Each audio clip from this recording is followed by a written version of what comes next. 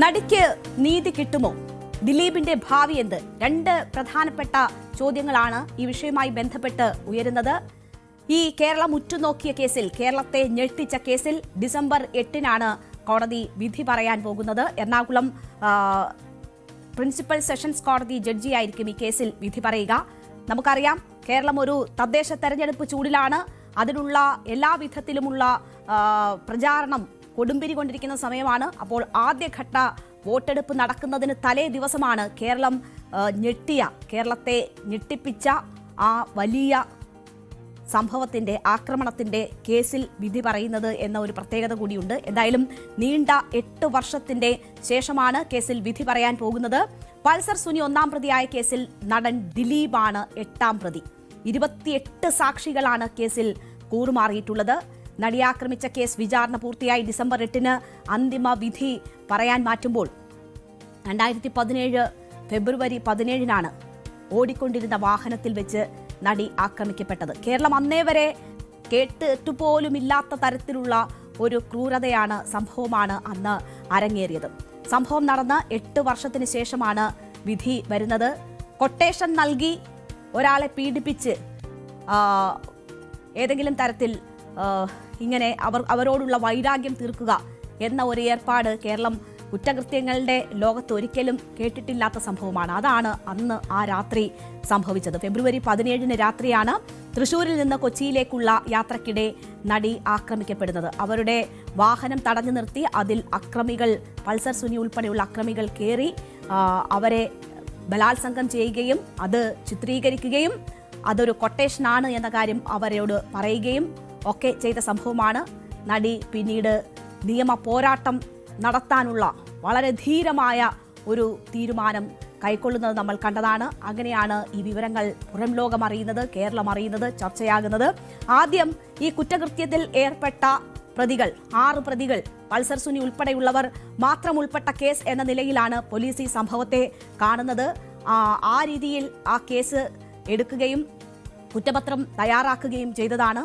പിന്നീടാണ് ഇതിലേക്ക് ദിലീപിന്റെ പങ്ക് എന്ത് എന്നത് സംബന്ധിച്ചുള്ള വിവരങ്ങൾ വരുന്നത്.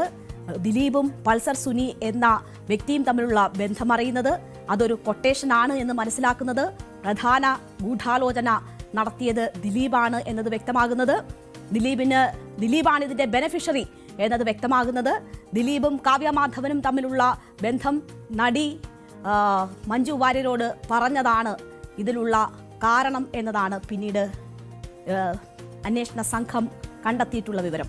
ഈ നടി ആക്രമിക്കപ്പെടുന്ന ദിവസം, അതിനുശേഷം ഇത് കേസ് ഉൾപ്പെടെയുള്ള നടപടികളിലേക്ക് നീങ്ങിയതിനു ശേഷം സിനിമാ മേഖലയിൽ ഉള്ളവർ നടിക്ക് ഐക്യദാർഢ്യം പ്രഖ്യാപിച്ചുകൊണ്ട് നടത്തിയ പരിപാടിയിൽ ദിവസങ്ങൾക്കുള്ളിൽ ദിലീപ് പങ്കെടുത്തിരുന്നു. ആ ദിലീപാണ് പിന്നീട് ഇതിൻ്റെ മുഖ്യ സൂത്രധാരൻ എന്നത് പുറം ലോകം അറിഞ്ഞ സാഹചര്യം. സുനിൽകുമാർ എന്ന Pulsar Suni, Martin Antony, Manikandan, Bijeesh VP, Salim എന്ന വടിവാൾ സലീം, പ്രദീപ് എന്നിവരെ ഉപയോഗിച്ചുകൊണ്ടാണ് ദിലീപ് ഈ കുറ്റകൃത്യം നടത്തുന്നത്. ദിലീപ് 8-ാം സ്ഥാനത്താണ്. ആദ്യ കുറ്റപത്രത്തിന് ശേഷമാണ് ദിലീപിന്റെ കേസിലുള്ള പങ്ക് അന്വേഷണ സംഘം കണ്ടെത്തുന്നത്. നടിക്ക് ഐക്യദാർഢ്യം പ്രഖ്യാപിച്ച ദിലീപിനെ 2017 ജൂലൈ 10-നാണ് പോലീസ് ഈ കേസിൽ അറസ്റ്റ് ചെയ്തത്. ആക്രമിക്കപ്പെട്ട നടിയോട് ദിലീപിന് മുൻവൈരാഗ്യമുണ്ടായിരുന്നുവെന്നും ഇതേ തുടർന്നാണ് കൃത്യം ആസൂത്രണം ചെയ്ത് നടപ്പാക്കിയതുമെന്നും അന്വേഷണ സംഘം കണ്ടെത്തി. ആദ്യം 7 പ്രതികളുണ്ടായിരുന്ന കേസിൽ പിന്നീട് ദിലീപിനെ 8-ാം പ്രതിയാക്കി അനുബന്ധ കുറ്റപത്രം സമർപ്പിച്ചു. ആദ്യഘട്ടത്തിൽ പ്രതി ചേർക്കാതിരുന്ന നടൻ ദിലീപിനെ പിന്നീട് പ്രതി ചേർക്കുമ്പോൾ ആവശ്യത്തിന് വേണ്ടുന്ന തെളിവുകൾ അതിനോടകം തന്നെ അന്വേഷണ സംഘം കണ്ടെത്തിയിട്ടുണ്ടായിരുന്നു.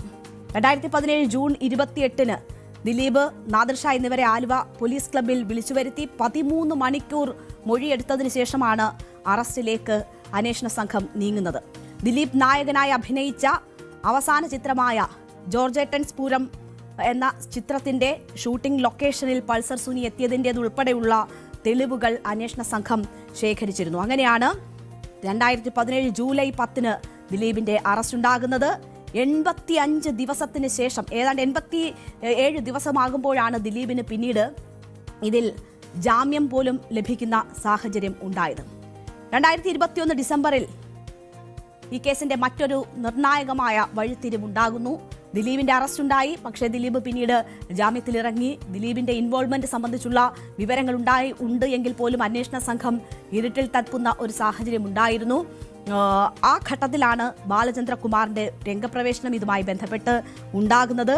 ദിലീപിന്റെ വീട്ടിൽ വെച്ച് പൾസർ സുനിയെ കണ്ടു എന്ന ഒരു നിർണായക മൊഴി സംവിധായകൻ ബാലചന്ദ്ര കുമാറിന്റെ ഭാഗത്തു നിന്നും ഉണ്ടാകുന്നു. അവിടെ ഇവർ സംസാരിച്ചതുൾപ്പെടെയുള്ള കാര്യങ്ങളിലെ ചില നിർണായക തെളിവുകൾ ബാലചന്ദ്രകുമാറിന്റെ കയ്യിലുണ്ട് എന്ന വിവരങ്ങൾ വരുന്നു. അങ്ങനെ കോടതി അനുമതിയോടുകൂടി ദിലീപിനെതിരെ വീണ്ടും അന്വേഷണം നടക്കുകയും ഒരു കുറ്റപത്രം കൂടി സമർപ്പിക്കുകയും ചെയ്തതാണ്. അങ്ങനെ 3 ഘട്ടങ്ങളായി കുറ്റപത്രം സമർപ്പിക്കപ്പെട്ട കേസാണ്. ഈ കേസിൽ ബാലചന്ദ്ര കുമാറിന്റെ ഇൻവോൾവ്മെന്റ് എന്ന് പറയുന്നത് വളരെ പ്രധാനപ്പെട്ടതാണ്. ഈ കേസ് അന്വേഷണത്തിന് ഒരു ദിശാസൂചികയാകാൻ ബാലചന്ദ്രകുമാറിന്റെ കയ്യിലുള്ള തെളിവുകൾക്ക് കഴിഞ്ഞ ഒരു സാഹചര്യമൊക്കെ ഉണ്ട്. പക്ഷേ അദ്ദേഹം നിർഭാഗ്യവശാൽ ഇതിന്റെ വിധി പ്രഖ്യാപനത്തിന് മുൻപ് തന്നെ അദ്ദേഹത്തിന്റെ അന്ത്യം സംഭവിച്ച ഒരു കാര്യം കൂടി നമുക്ക് മുന്നിലുണ്ട്.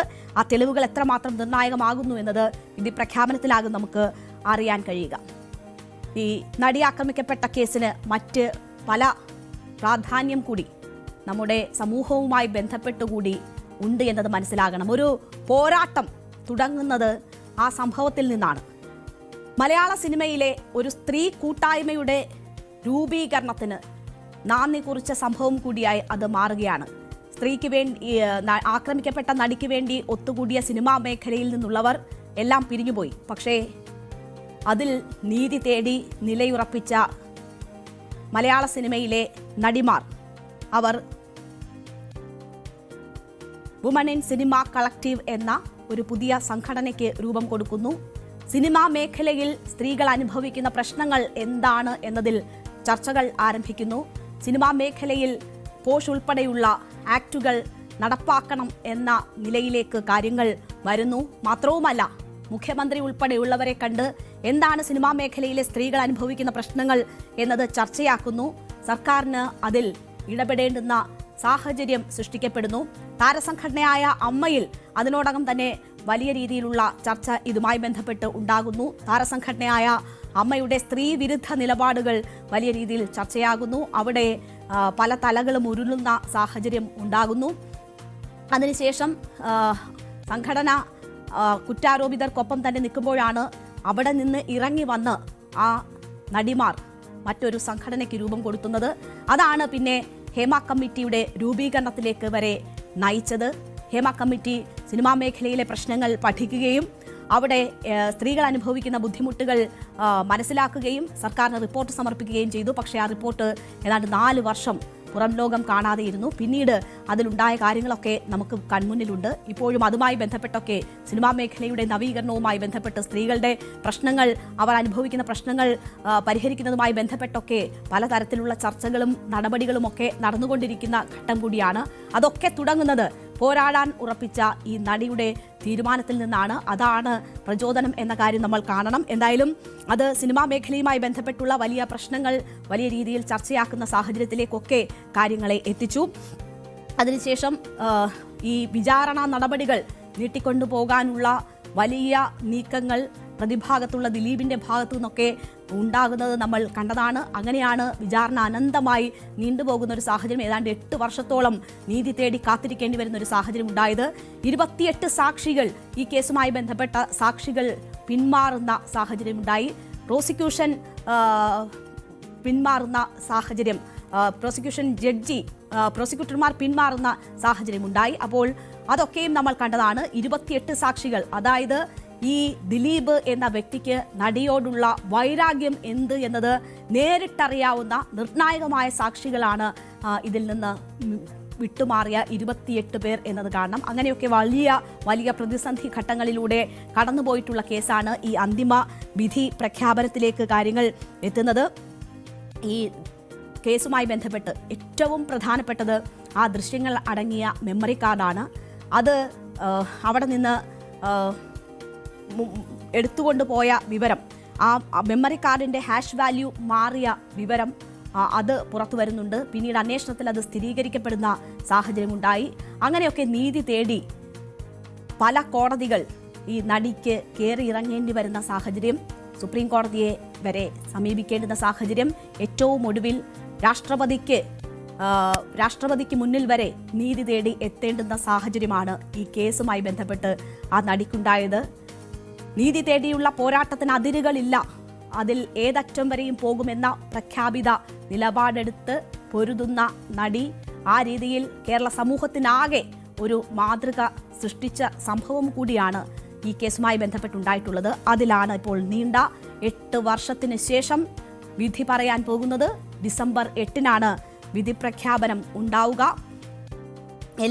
ഈ കേസുമായി ബന്ധപ്പെട്ട ദിലീപ് ഉൾപ്പെടെയുള്ള പ്രതികൾ നേരിട്ട് ഹാജരാകണം എന്ന ഒരു നിർദ്ദേശം കോടതി ഇതിനോടകം നൽകിയിട്ടുണ്ട്. വനിതാ ജഡ്ജി വേണമെന്ന ആവശ്യം നടിയുടെ ആവശ്യമായിരുന്നു. അതീവ രഹസ്യമായിട്ടാണ് വിചാരണ നടപടികൾ പൂർത്തിയാക്കിയത്. പിന്നീട് ആ ജഡ്ജിയുടെ നിലപാടുകൾക്കെതിരെ പോലും നിയമ പോരാട്ടം നടത്തേണ്ടുന്ന സാഹചര്യം ആ നടിയെ സംബന്ധിച്ചുണ്ട്.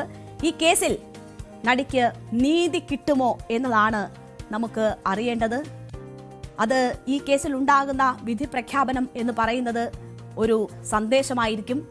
നീതി തേടി ആക്രമിക്കപ്പെടുന്ന അല്ലെങ്കിൽ ഇതുപോലെ ബലാത്സംഗത്തിനിരയാകുന്ന സ്ത്രീകളെ സംബന്ധിച്ച് അവർക്ക് കൊടുക്കുന്ന ഒരു സന്ദേശമാണ് ഈ കോടതി വിധിയിലൂടെ ഉണ്ടാകേണ്ടത്.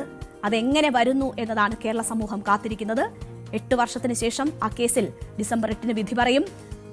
നടിക്ക് നീതി കിട്ടുന്നോ ഇല്ലയോ എന്നത് നമുക്ക് അന്ന് മനസ്സിലാകും. എന്തായാലും പോരാട്ടത്തിന് ഒരു ഇഞ്ച് പോലും പിന്നോട്ടില്ല എന്ന സൂചനകൾ അവർ ഒരുപാട് തവണ ഈ കേസുമായി ബന്ധപ്പെട്ട് നൽകിയിട്ടുണ്ട്.